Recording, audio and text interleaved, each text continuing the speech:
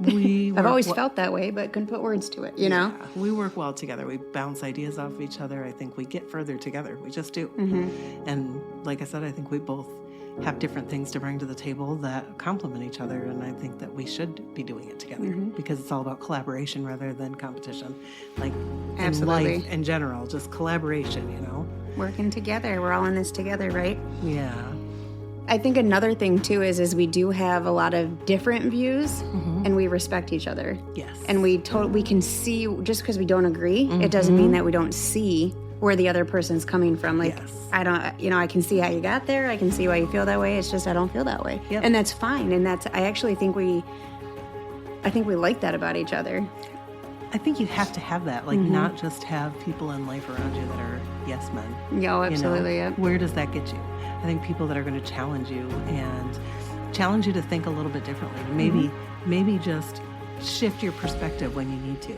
Yeah. Because we all need that sometimes. Absolutely. And it doesn't mean you have to think alike. It just means that you have to slow down and see where other people might, understand it. Understand where people are coming from or how they got to where they are, and that's fine. Yeah.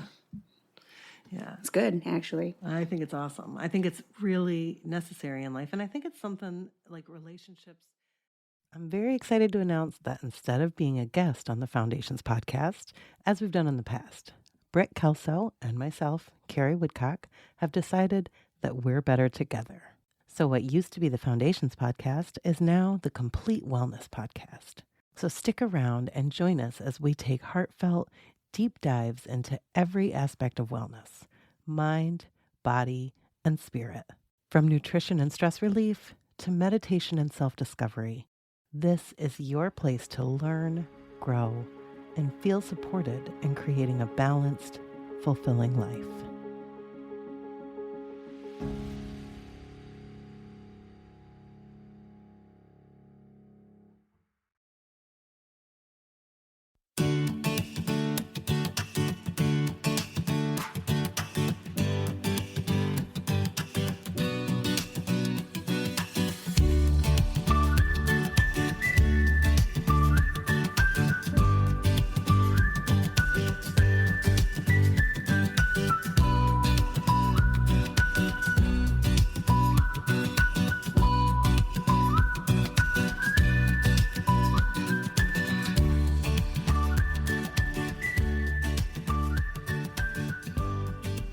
Been successful with them on my own, very successful, and obviously I've been very successful, I wouldn't be doing it again, right? But in reality, in the last 3 weeks, I think I've had more growth because I'm doing it with a buddy. So I think this is going to be by far my most successful 8-week program because I have a buddy to talk to and to help me through it. I've always been very much a loner when it came to exercise, and it was a big out of my comfort zone. Here's the reality. Change is hard. Really freaking hard. Even under perfect conditions, establishing new habits is difficult. And it becomes even harder when you throw in all the bad habits that you sometimes have to break. Then add in work, the kids, your relationships, financial stress, injuries, motivation, accountability, and things can very quickly become very overwhelming. I'm Carrie Woodcock, owner of Total Transformation.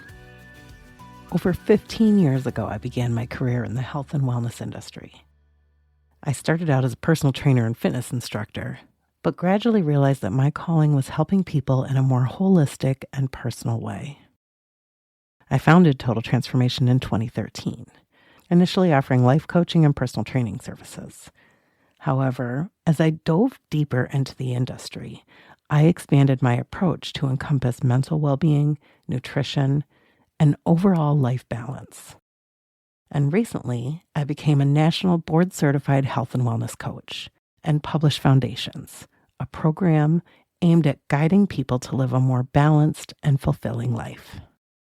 Today, my business is more than just fitness. It's a complete wellness transformation with a focus on mind, body, and spirit.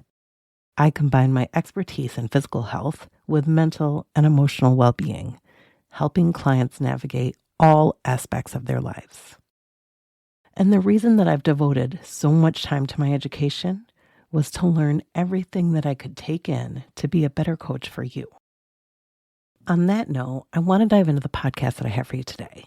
As I mentioned, one of the things that I've worked on and developed over the last 10 plus years that I've been a coach has been the Foundations program. I developed it when my own life fell apart and I was sleeping on the floor after my divorce with my 10-year-old son. I had nothing. And basically, I had to figure out how the hell I was going to pull my own life together.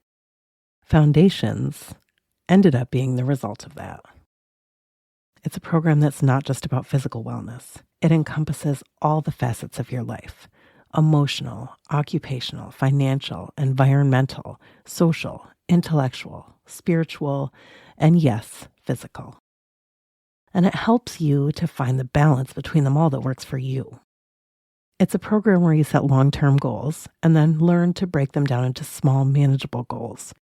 It's a program that helps you learn to self-monitor and adjust when necessary, analyze your own behavior patterns, and ultimately create a stable foundation so that you can remain in control no matter what life throws at you. I didn't only use Foundations to pull my own shit together 12 years ago, but I also still use it today. And it's what I revert to every single time I want to make changes in my life. Whether it's to become more physically fit, overcome injury, advance my career, become more financially stable, or the many other things that it's helped me to accomplish over the years. Last summer, I decided for the first time to do the Foundations program with a good friend. We both had very different goals, but every week we met and worked through the program together. We helped support and motivate each other and hold each other accountable. And each week we recorded our sessions with the intention of putting them out there for you to use as a reference. So I've recently been working to finally get them all ready to share with you. Today I'm going to share with you some of my favorite clips from the weeks that we met. And I have to admit that as I listened back through our discussions, there were a couple things that really struck me. First, it's absolutely incredible how far we've both come in a year and a half, which we'll both be sharing with you in just a couple weeks. But I was also brought to tears as I listened back through our discussions. They were so powerful and empowering. We really dove into some difficult topics. And honestly, we were both pretty raw and open about the things we struggled with. Sometimes saying things that we've never said out loud before. But then we also shared how we got through it, how we pushed forward, and how ultimately we completed the 8-week program and successfully made changes in our lives. There were definitely some tears shed during our discussions as we admitted things to ourselves and took an in-depth look and acknowledged our own behavior. But we overcame some big obstacles, and we were so glad that we put in the effort.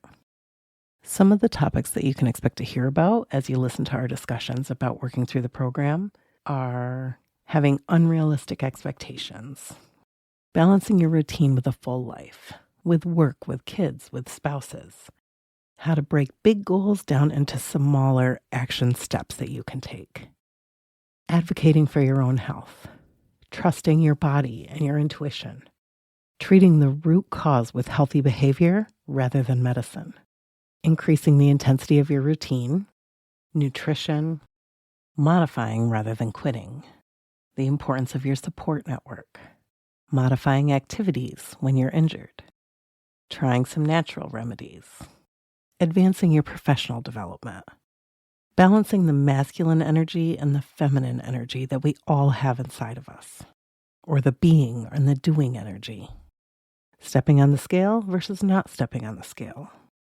repetitive behavior patterns, how to identify behavior patterns, discussing our biggest obstacles and biggest accomplishments, entering into a relationship, finding a new balance in your routine, the power of intention, when to push your body and when to give it time to heal and relax, not letting others take advantage of you and acknowledging relationships that are healthy versus those that aren't, how injury changes everything.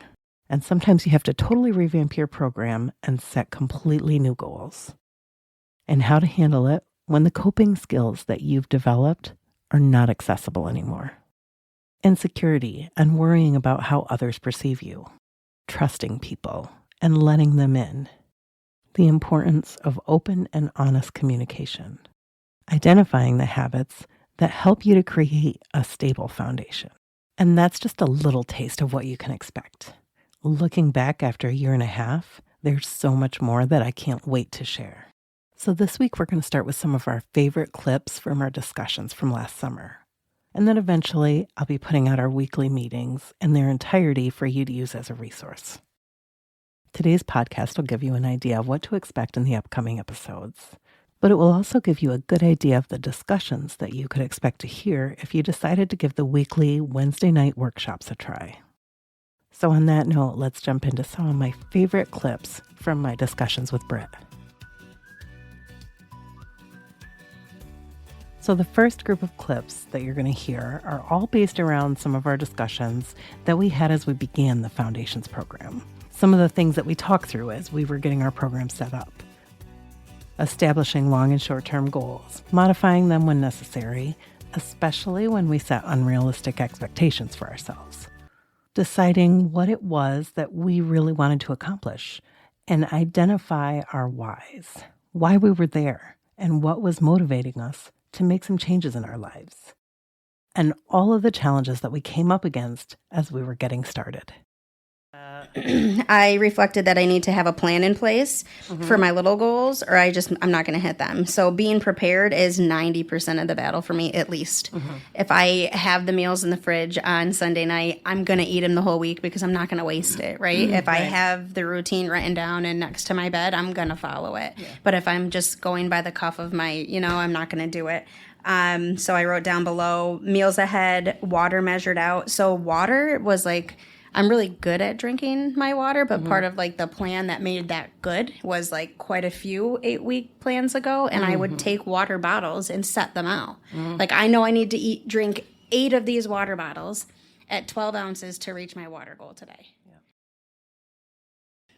What happened for me right off the bat was that I realized that one of my goals was completely unrealistic because my hope, I know we talked about it last time, is that I've been struggling a lot with the arthritis in my knee. My hope was that as I started to get more active, then I could loosen it up, and if I could ice it, and then I would be able to keep it under control. So my very first workout, I did 45 minutes on my elliptical, and I ignored my own rule of thumb which is if you start a workout and the pain goes away and your muscles loosen up, then you're good to keep going. But if you start a workout and it increases, then you're probably doing more harm than good. And my knee was getting worse and worse throughout the elliptical. It's a zero impact, so I feel like, and it's always been safe before. It's always been something that I could tolerate even if I was a little bit sore. But it was getting worse and worse, and even by that night, and definitely the next morning, I could barely walk. Like it was all swollen up. So I realized real quick that it's not even realistic for me to work out 5 times a week because I have to take a different approach. I looked into different lower impact exercises. So yeah, that's the thing. I wait till the 8 week is over and then I do it, and that's not smart because that's defeating the whole purpose, right? Because you want to be looking at and analyzing the trends in your graph. Like if as you go, had a lot of upward trends, and then you had a big drop, then you want to look at what happened that week, and you want to start to analyze it. And then when you figure out what happened, maybe what caused it to drop, then you think, how can I prevent that from happening next time? Like it's more proactive using this. Proactive. That's awesome. Yeah. And see, I've always waited till week 8 and put it in and been like, oh, okay. It's when you have a visual picture at just a glance like that, it gives you a really good overview of your behavior patterns. And you can acknowledge the trends super easy because they're black and white right in front of you. The numbers do not lie. And it also makes everything that you're doing, that's why we collect points every week. Yeah, I think that's great. So, and if you find in a week that there's still too much stuff on there and you're not, then you make it smaller. Yep, and that's what I'll do. That's funny. I've been thinking about it all week, and I've been holding off asking about it because after the last time, I was like, oh my gosh, there's so much stuff on your one goal. Like, what if you did half of those? Like, that's a lot of stuff that you had accomplished, but you wouldn't get anything for it. So that was my question to you: was what did you do? And then you already modified it by yourself because you figured out the same thing.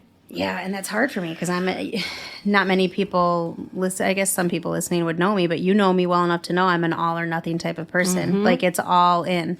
And that is probably one of my biggest detriments as well, is because I will expect so much of myself and I need to stop doing that. Yeah, and really the all or nothing is not the way it works. If you can learn to get rid of that all or nothing attitude, and you can realize that every little step that you take, even though it's not everything you wanted to do, they all are going to add up, and you're going to see results. Yep. So I don't want to see you not get credit for all those things, but you already fixed it.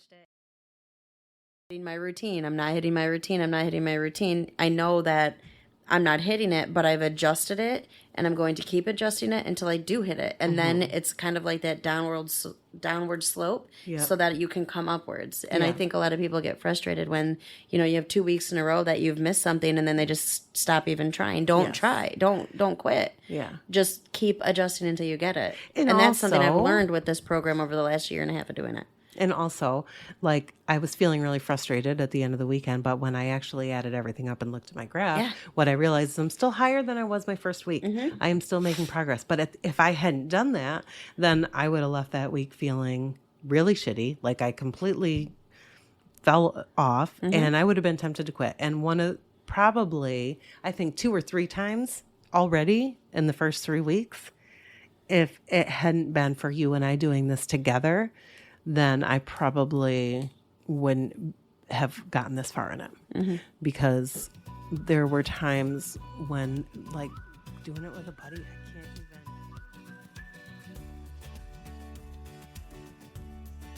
In the next set of clips, you're going to hear some of our discussions that we had once we really got into the program, learning about some chronic health conditions that we were facing, being an active participant in our own health care, increasing the intensity of our routine, some of the things that we came up against when we were incorporating nutrition into our goals, the benefits of working out with a buddy, finding new exercise activities when you had to, learning things from our failures, advancing our careers, feelings of frustration when you step on the scale, identifying negative behavior patterns, and hopefully preventing those things from happening in the future. The power of intention and setting boundaries.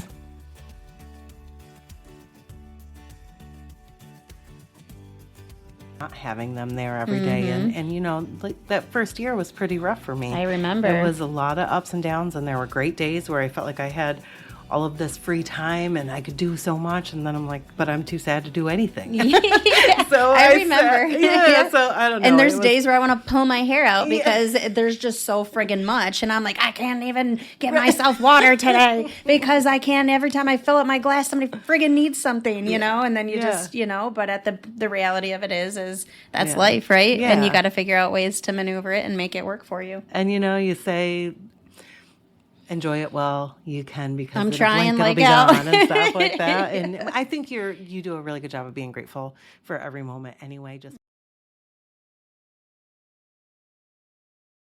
understanding is empowering, and it gives you the tools to be able to manage things yourself. Absolutely. In anything, whether it's like managing your health, if you have a health problem, it's the same thing like that I'm doing with the arthritis and stuff now, right? You're learning about that so you can manage your pain and your tolerance. Exactly. And the inflammation and all that. So that I can try to get to the root of the problem, and so that I can try to use that for the rest of my life and make lifelong behavior changes.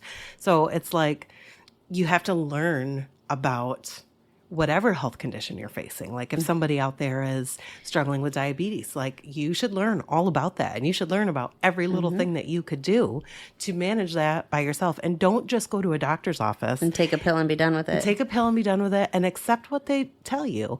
I worked with one gentleman that had just one-on-one like physical training. Like he had...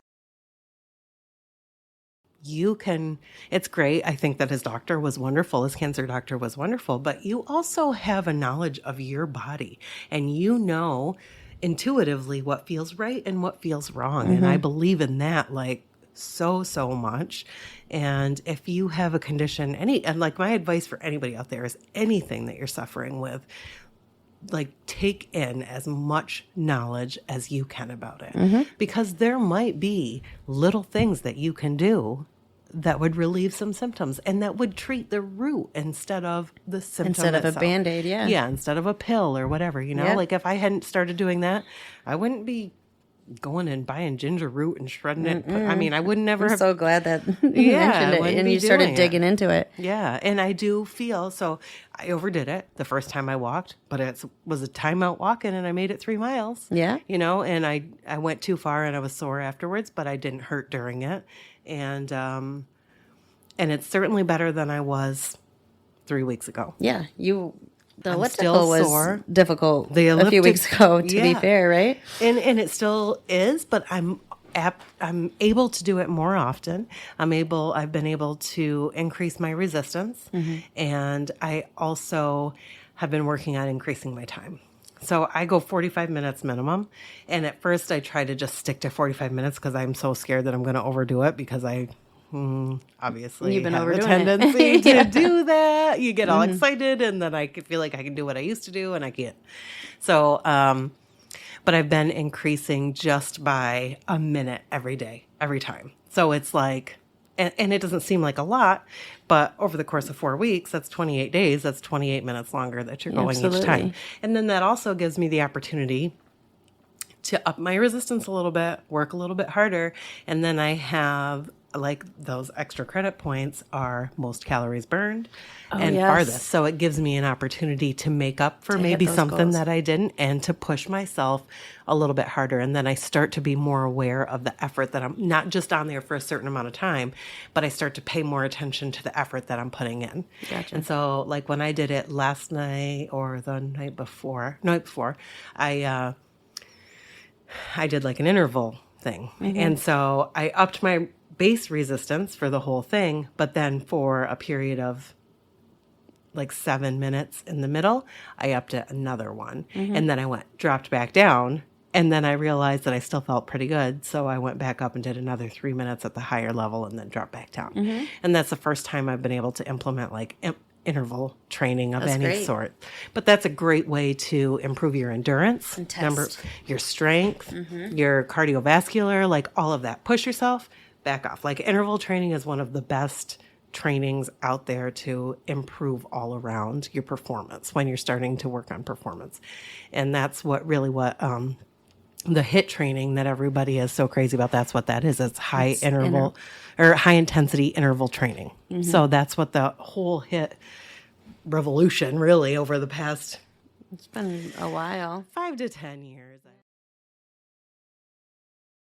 Funny. It's true though. Like that's something that we all do. Like we all do that. And those are things that when you're logging your nutrition and you're wanting to make the actions and stuff, like how often do you stand in front of the fridge or the freezer and just take a couple bites 5 times a week? That turns into a whole fucking extra meal, man. And that it's true. And it's the reality of it. And it's the stuff that like everybody like shame. I used to call it shame eating. Like when I worked at Praise Chopper, if I got stressed out, I would like get in my Jeep on my lunch break and I wouldn't tell a goddamn soul. And I would drive to McDonald's and I every time I would get the same shame meal and then I'd sit in a parking lot, devour it and go back to work like nothing ever happened. And it's like, nah, dude, you can't do that. But we do it. Like those are things we do. It's normal. It's natural. We slip. It's fine. Just, stop doing it as much. I always felt like that was something that I kind of watched for with myself. Like if I ever felt like I was hiding eating. Man, I was so bad at it. I know. And I think that it's like if I'm hiding it, there's a reason that I'm hiding it. And it's because I am ashamed of eating. Which is ridiculous. But it's not, because if I'm ashamed of eating, it's because I'm either eating something really terrible for me, or I'm binging and eating way too much, or a eating combination for the wrong of reasons. both. Or I would eat when I was stressed. Like if work was wicked stressful, that's what I would do. I would go and I'd be like, "Fuck this!" And I'm eating a double cheeseburger with extra max sauce. I've been successful with them on my own, very successful, and obviously, I've been very successful. I wouldn't be doing it again. But in reality, in the last 3 weeks, I think I've had more growth because I'm doing it with a buddy. So I think this is going to be by far my most successful 8-week program because I have a buddy to talk to. Yeah. And to help me through it. Yeah. I can't say enough. I've always been very much a loner when it came to exercise. And it was a big out of my comfort zone thing when I actually decided for those 5 years that I instructed. I did senior fitness and I did the P90X classes. And I did them for, I don't know, somewhere around 5 or 6 years that I taught those classes before COVID. And then I never did it afterwards. But it was out of my comfort zone for group exercise. Yeah. Because I always was a loner with all of that stuff. And when I walk, I like to put in my AirPods and listen to my podcasts. But having a buddy to do this program with, I can't say it enough, like especially somebody that you're close with, that you feel comfortable really opening up and sharing, because a lot of times some of those things are hard to work through on your own, you know?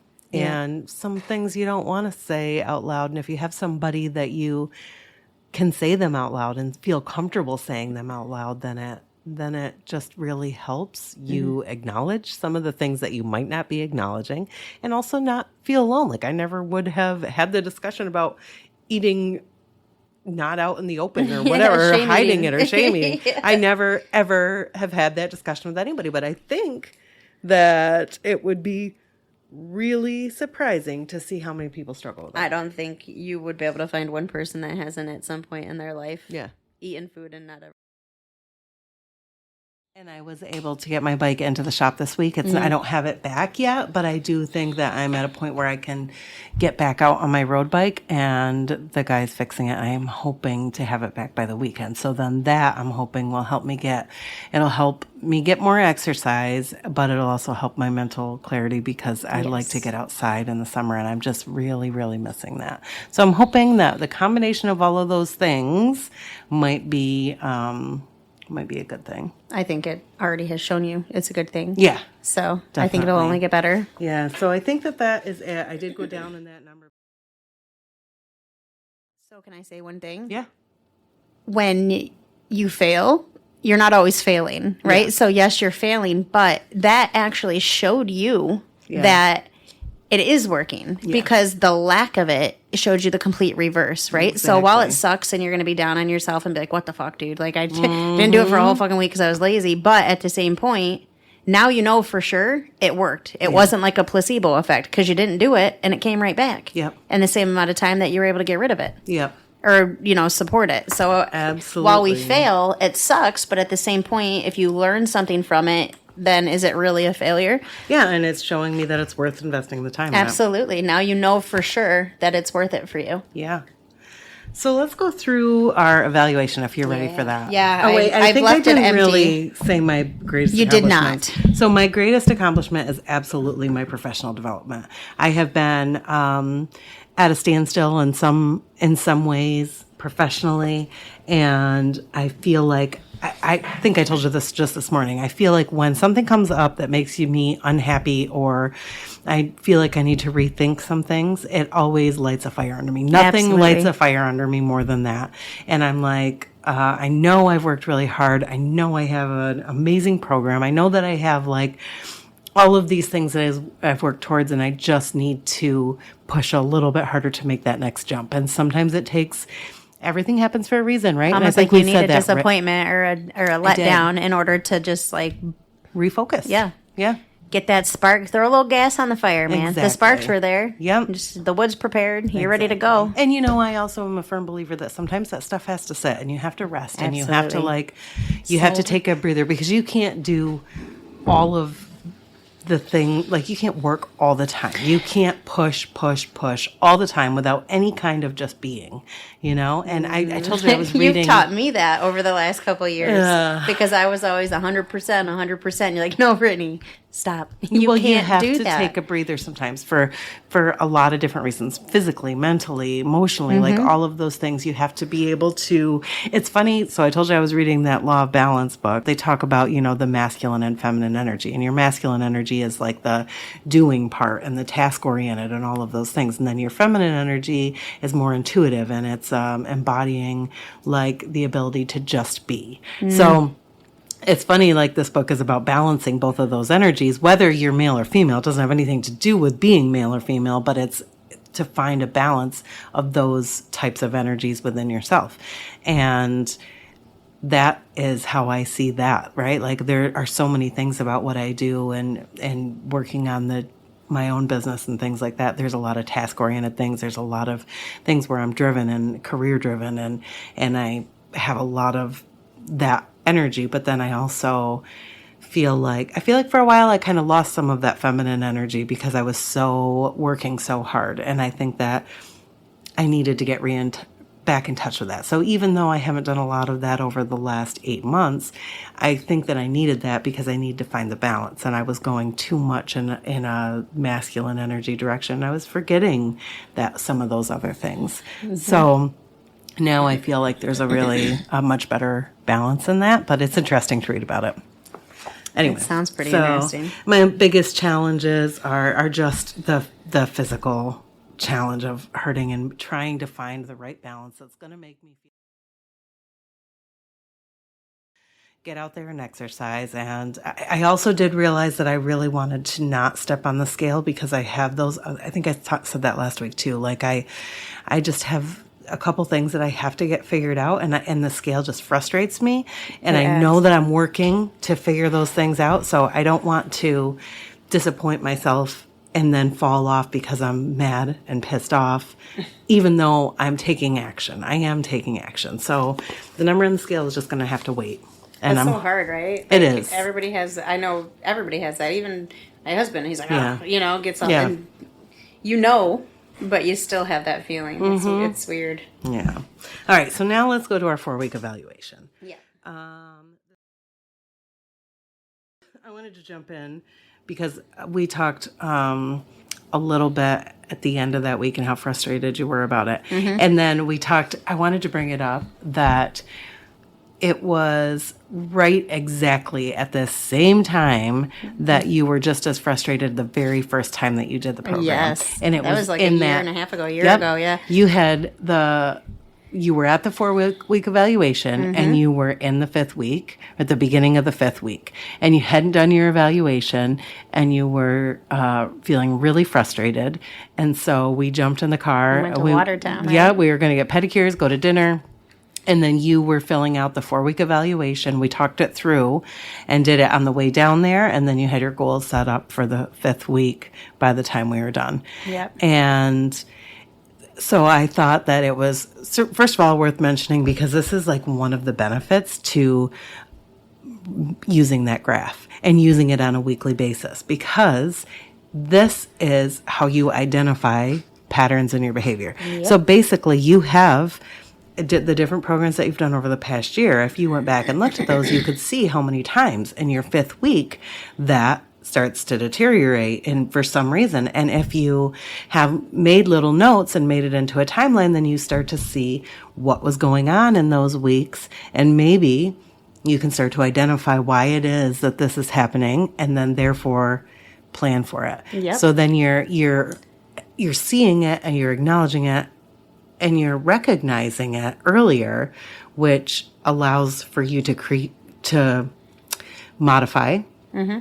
and readjust before it goes really high or really low. Yes. So it basically creates more even, more consistency. There's not any peaks and valleys. Exactly. So, and that's the whole goal of this, like right on the front of the book, like how to create a balanced, stable, and fulfilled life. Yep. Like we want less highs and lows. So our goal with all of this is to create stability and more evenness. Consistency. Yeah. So I did look back at them. Cool. I'm glad you did. So when I looked back at them, I hadn't done the graph on them all, right? Yes. Like I told you that. Like I didn't really bother with the graph you that did much, it like right? Here or there, or after the fact, or too late, right? So, but I looked back at them and I filled in some of the ones that I had missed in other programs. Mm-hmm. Some of the programs that I just stopped at 5 weeks because I was like, fuck it. You know what I mean? Yep. I'm not doing it. And it was during week 3, 4, or 5 that I just quit the program mm-hmm. and then started up a new one a couple of weeks later. And each time it's during then, and from what I noticed in my graph and looking back and reading the weeks, week 1, 2, and sometimes 3 and 4, I was always like balls to the wall. Like I did so good, so good, so good. So what in my personal experience, I think is happening to me is I'm getting burnt out. I'm expecting too much of the time.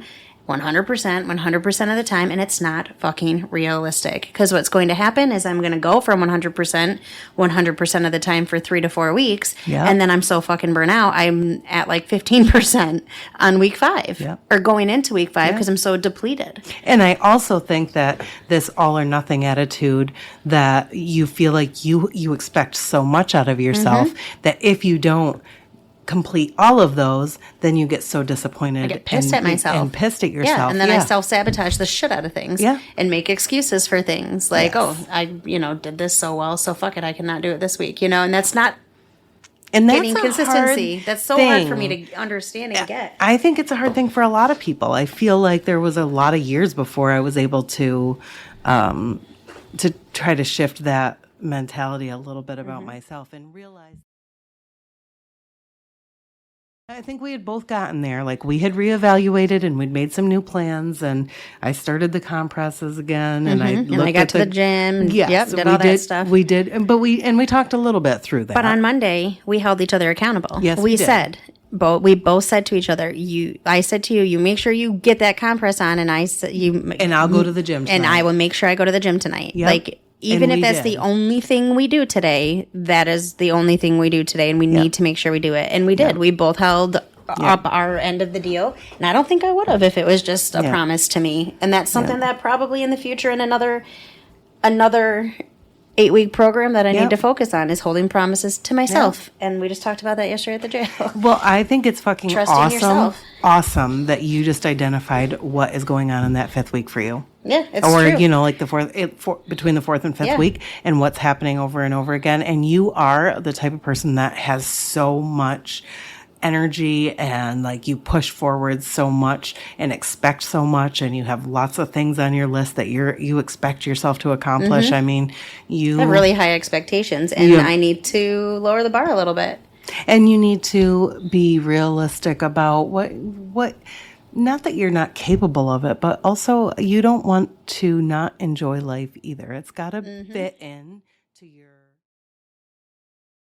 Like I have that personality. I don't even know what that personality trait would be or anything like that. You probably do right off the top of your head, but I don't know what that trait would be called, where I just expect so much of myself, and I don't know why. There's no reason for it. And I think it's really common. I think it's really, really common. And it is all about, which is something that I think we should do a separate podcast on at a little bit later date, is about this ways to eliminate this all or nothing attitude, because it is truly a downfall for a lot of people. We just get so disappointed in ourselves if we don't accomplish, and other people, all of it. Right? Yes.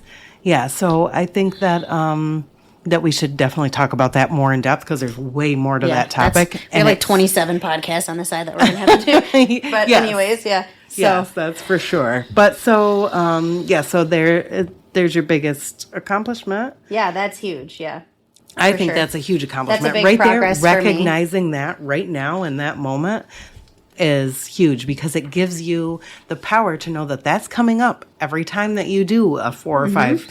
When you get to that, when you get to that 4 or 5 mark, then you know that this is coming and you can prepare for it. Absolutely. And you can start to make modifications before you're down and have crashed. Yeah. What's that saying?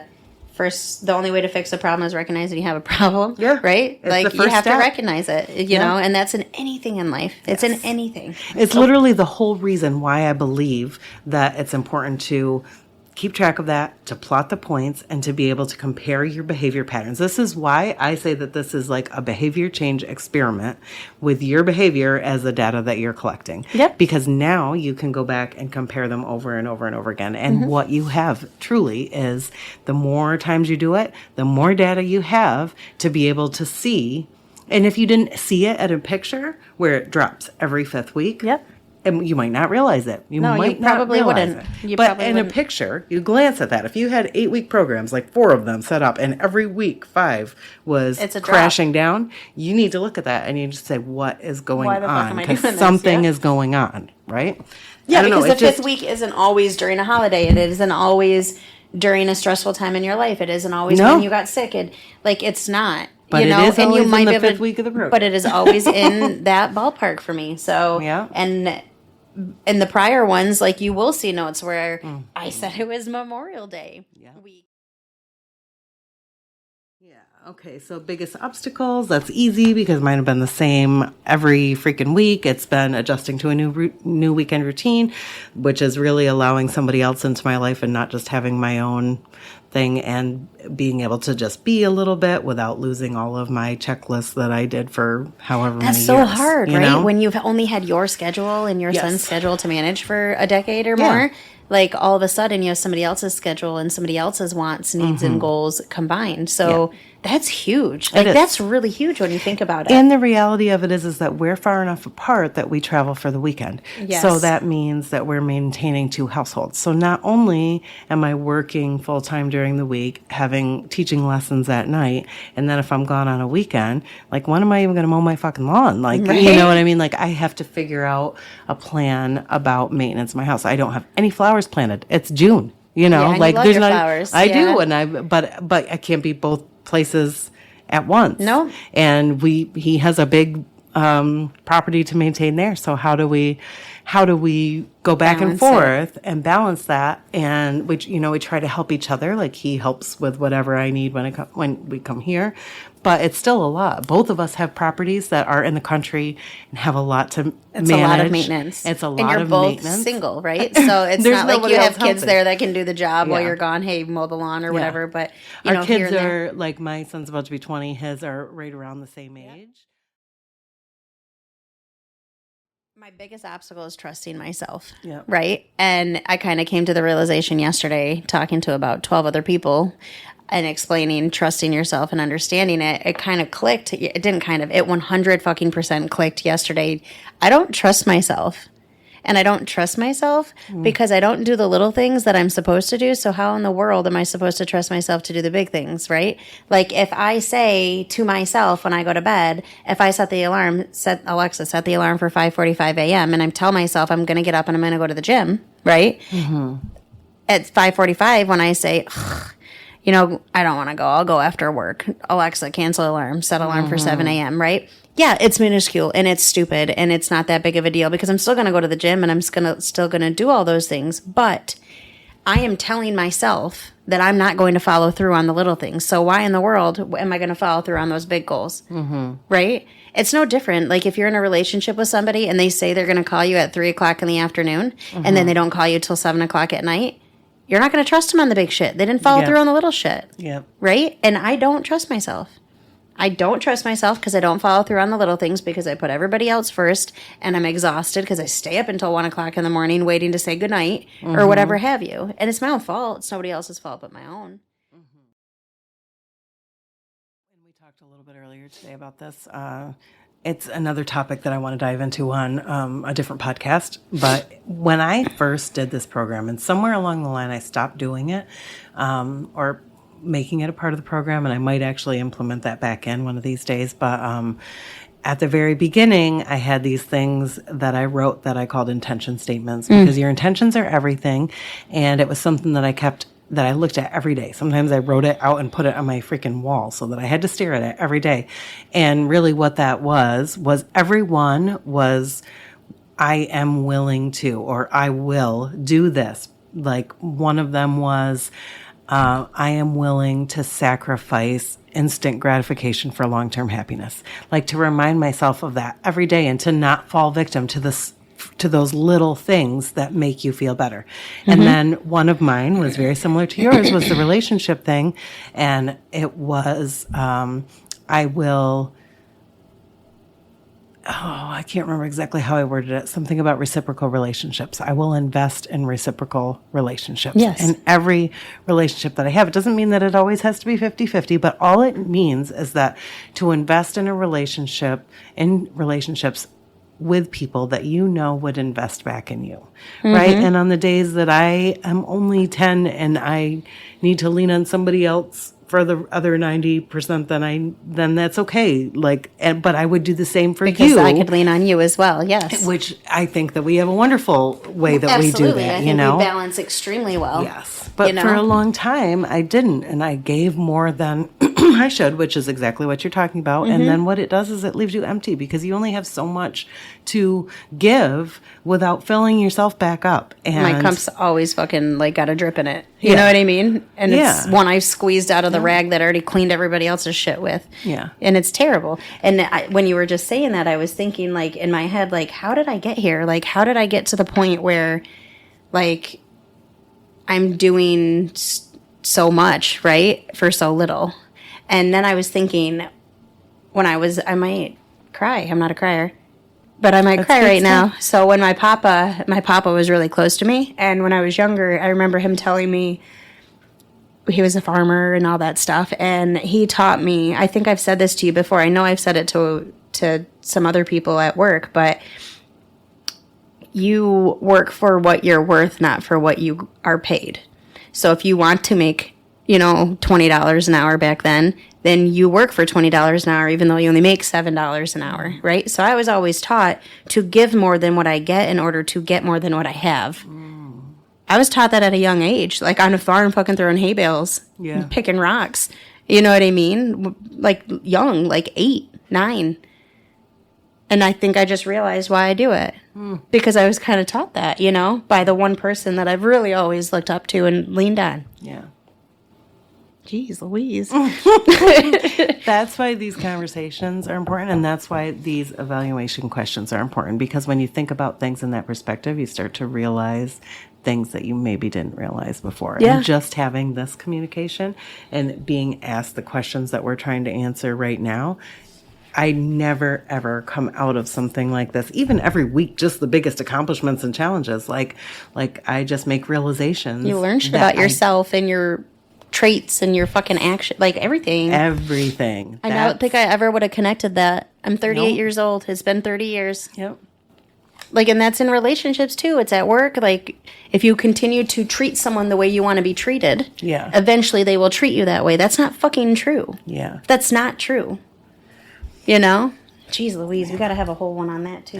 There's so many. Yeah, we just need to make sure. Let's move forward. Yeah, move forward. No, this is great stuff. This is what it's all about, right? So what do I want to improve upon? I want to be more consistent with the arthritis treatments. I want to do that 15-day cleanse.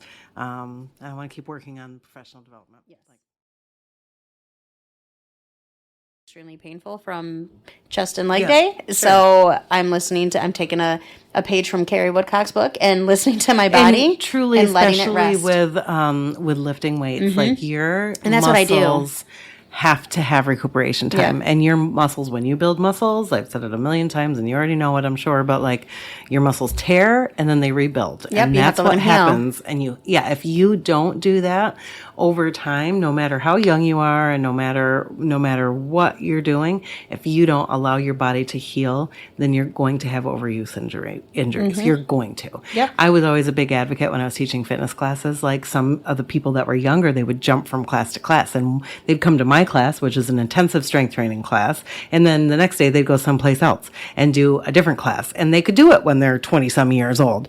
But you know what's going to happen is you're going to end up like where I am right now. And I have all this arthritis and all of these. Keep up. My body cannot keep up. And it was because, I pushed it too much for too long. And now I have to readjust everything and I have to find the balance that works for me because I did too much and I didn't allow enough rest for my body in those times. And I've been a big advocate for that. Like I try to warn people when they're young. They still don't all listen to me because they think they're invincible at that age. Yep. But it's tough. It is tough, and you have to allow your body time to heal. Yep. And that's where one of my goals changed. My goal at the beginning, like to lose weight, was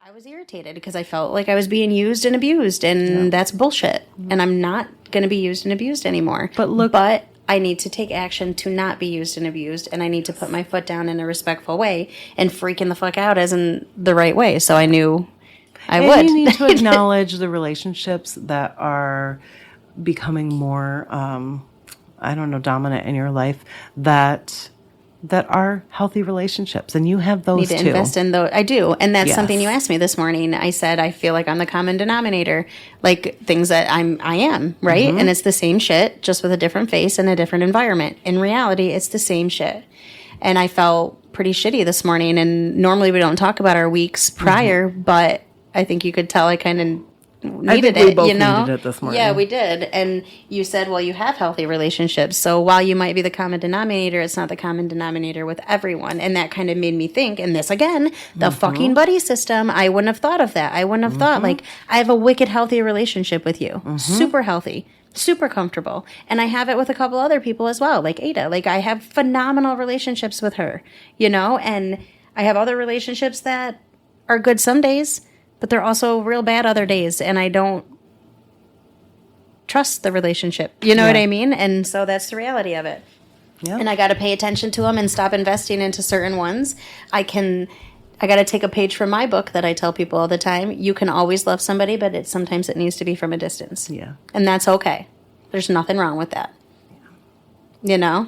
I just got to get better at doing it. And you're working on it. I am. And you are getting better at it. And I'm aware. At it. I am getting better at it. You are. It's just not going to happen in 2 days like I expect everything to happen, But you're still working at it. Yes, ma'am. Wow, some really great conversation, right? And that's really just a little taste from the first half of our 8-week program. I can't wait for Britt to listen back and hear all that some of these initial conversations brought up for her. But in the following weeks, we talk about a lot of other things that happened in the second half of those 8 weeks. First, Britt suffered a major health obstacle when she had a bad break to her ankle and was completely reliant on others to get around, which she definitely wasn't used to. And all the emotional things she went through as a result of that injury. She had to let herself trust others in a way that she never had before. And she had to learn new ways of coping when everything that she normally did was no longer possible. She basically had to completely change her goals as she gave herself room to heal. We both made some big changes in our professional life and started working towards some new goals. And we also wrap it all up and talk about all that we learned and accomplished during the 8 weeks of Foundations. As I said earlier, that gives you a little preview of what going through the Foundations program is like. But it also gives you some insight as to what the discussions will be like in the workshops that I'll be hosting on Wednesday evenings. If you ever want to check those out, you can go to the website totaltransformation.life to get enrolled or just learn more about it. You can also learn more there about Foundations and how to get the books. So join me next time when Britt and I share some of the things that happened on the second half of our 8-week program, and also when we wrap the whole thing up and talk about everything that we accomplished.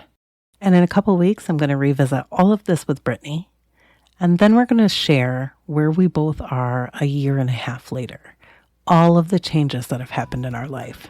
And it's been a lot. But it was the Foundations program and doing it together that really kicked it all off for us.